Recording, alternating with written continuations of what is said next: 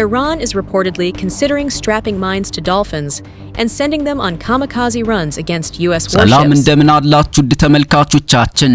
ከወደ መካከለኛው ምስራቅ የሚወጡ መረጃዎች የዓለምን የፖለቲካ ትኩሳት ያናሩት ይገኛሉ።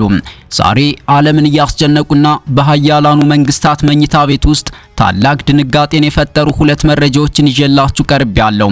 ለዘመናት የሰላምና የፍቅር ምልክት ተደርገው የሚወሰዱት የባህር ውስጥ ዶልፊኖች ዛሬ የሞትና የጥፋት መልእክተኞች ሆነው መምጣታቸው ለአሜሪካ የራስ ምታት ሆነዋል።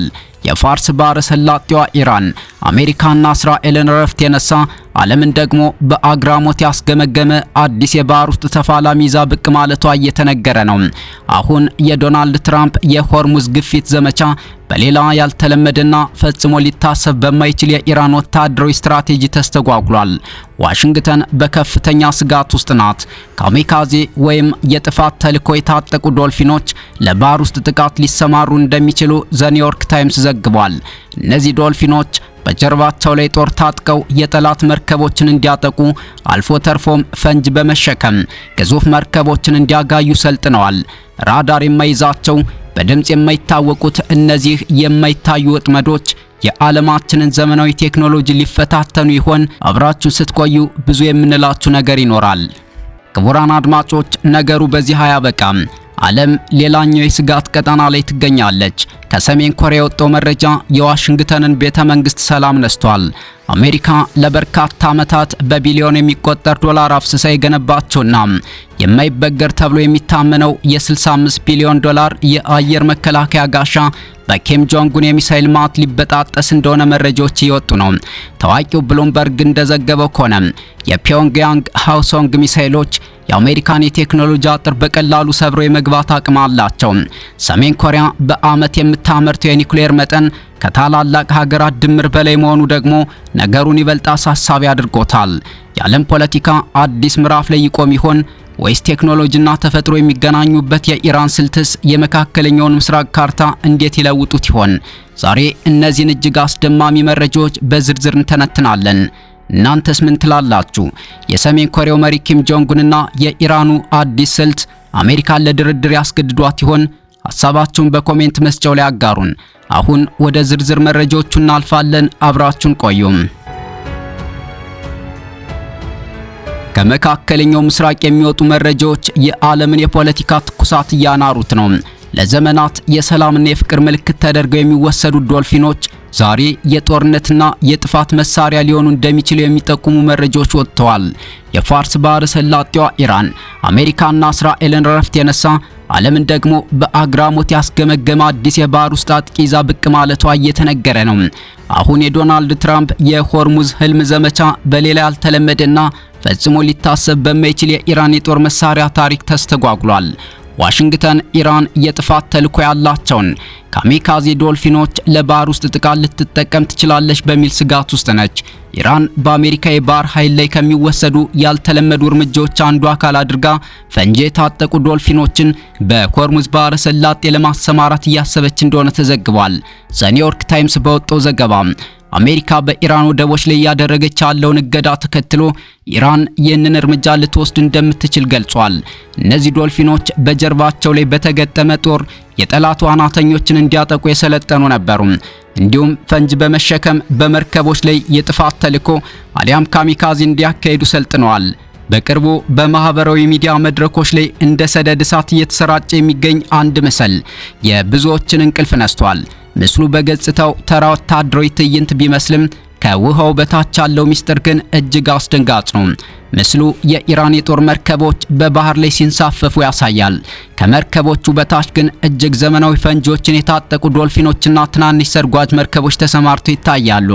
የመረጃ እንደሚጠቁመው ከሆነ ኢራን የባህር ውስጥ እንስሳትን በቴክኖሎጂ በማዘመን ለአሜሪካ ግዙፍ የጦር መርከቦችና ሰርጓጅ መርከቦች የማይታይ ወጥመድ እያዘጋጀች ነው። ይህ ክስተት ተራ ወሬ ሳይሆን በወታደራዊ ሳይንስ ውስጥ ትልቅ ጥያቄን አጭሯል። ኢራን በባህር እንስሳት ላይ የምታደርገው ሙከራ ከተሳካ በባህር ላይ የሚደረገውን የኃይል ሚዛን ሙሉ በሙሉ ሊቀይረው ይችላል ተብሏል። በርካታ ተንታኞች ይህንን የኢራን ስልት እንዲህ ሲሉ ይገልጹታል። ራዳር የማይዛቸው በድምጽ የማይታወቁ ዶልፊኖች የዓለማችንን ዘመናዊ ቴክኖሎጂ ፈታኝ ሊሆኑ እንደሚችሉ ይገመታል። ምንም እንኳን የዚህ ምስል ትክክለኛነት በይፋዊ መረጃ ባይረጋገጥም ምስሉ የተሰራጨበት ፍጥነትና የፈጠረው መደናገጥ ግን የኢራንን ወታደራዊ ፈጠራ በተመለከተ ሰፊ ውይይት አስነስቷል። ኢራን ቀደም ሲል በትንኝ መርከቦች አሊያ ሞስኬቶ ፍሊት ስታስጨንቅ የነበረ ቢሆንም አሁን ግን ተፈጥሮን ወደ ጦር መሳሪያነት ቀይራለች። ዘ ኒውዮርክ ታይምስ እንደዘገበው ዋሽንግተን በኢራን ላይ የጣለችውን የነዳጅ እገዳ ተከትሎ ፒዮንግያንግ በምላሹ የጥፋት ተልዕኮ ያላቸውን አሊያም ካሚካዚ ዶልፊኖችን ልታሰማራ እንደምትችል ስጋት ገብቷታል። እነዚህ ዶልፊኖች ከሶቪየት ባህር ኃይል የተገዙ ናቸው። ዶልፊኖቹ በጀርባቸው ላይ በተገጠመ ጦር የጠላት መርከቦችን እንዲወጉና ፈንጂ በመሸከም መርከቦችን እንዲያጋዩ ሰልጥነዋል። ኢራን በእርግጥም የተፈጥሮ ፍጥረታትን ለጦርነት እያዘጋጀች ነው ወይስ ደግሞ በምዕራባውያን ልብ ውስጥ ፍርሃትን ለመዝራት የታለመ የዲጂታል ዘመን የስነልቦና ጦርነት? ዓለም አሁን ላይ አይኖቿን ወደ ፋርስ ባህረ ሰላጤ ልካለች። ቴክኖሎጂና ተፈጥሮ የሚገናኙበት ይህ አዲስ የጦርነት ስልት የመካከለኛውን ምስራቅ የፖለቲካ ካርታ ወደማይታወቅ አቅጣጫ ሊወስደው ይችላል። ዶልፊኖቹ በእርግጥም ፈንጂ ታጥቀው ይሆን ወይስ ይህ የዓለምን ትኩረት ለመሳብ የተወረወረ የዲጂታል ማጥመጃ? ውድ ተመልካቾቻችን እናንተስ በዚህ ጉዳይ ላይ ምን ትላላችሁ?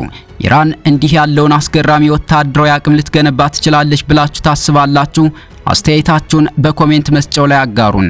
በሌላ መረጃ ክቡራን አድማጮች፣ ዓለም ሌላኛው የስጋት ቀጠና ላይ ትገኛለች። ከፒዮንግያንግ የተሰማው ጉድ የዋሽንግተንን ቤተ መንግስት ረፍት ነስቷል። አሜሪካ ለበርካታ ዓመታት በቢሊዮን የሚቆጠር ዶላር አፍስሳ የገነባቸውና የማይበገር ተብሎ የሚታመነው የአየር መከላከያ ጋሻ በኪም ጆንግ ኡን የሚሳኤል ማት ሊበጣጠስ እንደሆነ መረጃዎች እየወጡ ነው። ታዋቂው የኢኮኖሚስትና የፖለቲካ ተንታኝ ብሉምበርግ እንደዘገበው ከሆነ አሜሪካ ሀገሪቱን ከባሊስቲክ ሚሳኤሎች ለመጠበቅ የገነባቸውና 65 ቢሊዮን ዶላር የፈሰሰበት ግዙፍ የመከላከያ መረብ አሁን ላይ ከሰሜን ኮሪያ ለሚመጣው የኒውክሌር ናዳ መከላከያ መሆን አይችልም ተብሏል። የፒዮንግያንግ ግስጋሴ ከሚጠበቀው በላይ መሆኑ ብቻ ሳይሆን አሜሪካ የገነባቸውን የቴክኖሎጂ አጥር በቀላሉ ሰብሮ የመግባት አቅም እንዳለው ተረጋግጧል። የሰሜን ኮሪያው መሪ ኪም ጆንግ ኡን ዓለምን በሚያስደንቅ ፍጥነት የጦር መሳሪያ ማምረት ላይ ተጠምደዋል። በተለይም ስማቸው ሲጠቀስ የሚረዱት ሃውሶንግ 15፣ 16፣ 17፣ 18 እና አዲሱ ሃውሶንግ 19 አህጉር አቋራጭ ባሊስቲክ ሚሳኤሎች የአሜሪካን አየር መከላከያ ግራ የሚያጋቡና የመምታት አቅማቸው እጅግ ከፍተኛ የሆኑ የሞት መልእክተኞች ተብለዋል። ሰሜን ኮሪያ በዓመት የምታመርተው የሚሳኤልና የኒውክሌር መጠን ከታላላቅ የዓለም ሀያላን ሀገራት ድምር በላይ መሆኑ ደግሞ ነገሩን ይበልጥ አሳሳቢ አድርጎታል። ትንታኔዎች እንደሚያመለክቱት ከሆነ በሚቀጥሉት 10 ዓመታት ውስጥ የሰሜን ኮሪያ የጦር መሳሪያ ክምችት የእስራኤልን፣ የፓኪስታንንና የታላቋን ብሪታንያ እንግሊዝን ክምችት በልጦ ሊገኝ እንደሚችል ተገምቷል። የማለት ሰሜን ኮሪያ በቅርቡ በዓለም ላይ ካሉ ጥቂት ግዙፍ የኒውክሌር ኃይሎች ተርታ ትሰለፋለች ማለት ነው። ይህ ደግሞ ለአሜሪካ ወታደራዊ ስትራቴጂ ትልቅ ራስ ምታት ሆኗል። የአሜሪካው የ65 ቢሊዮን ዶላር ጋሻ የሰሜን ኮሪያን የሚሳኤል ዝናብ መቋቋም ካልቻለ የዓለም ፖለቲካ አዲስ ምዕራፍ ላይ ይቆማል። ፒዮንግያንግ የታጠቀችው ቴክኖሎጂ አሜሪካን ለድርድር ያስገድዳት ይሆን ወይስ አሜሪካ አዲስና የበለጠ ውድ የሆነ መከላከያ ለመገንባት ትገደዳለች? የእናንተ አስተያየት ምንድነው? የሰሜን ኮሪያው መሪ ኪም ጆንግ ኡን በእርግጥም አሜሪካን በወታደራዊ አቅም ሊበልጧት ይችላሉ ወይስ የመረጃ ለፖለቲካዊ ፍጆታ የተጋነነ ነው?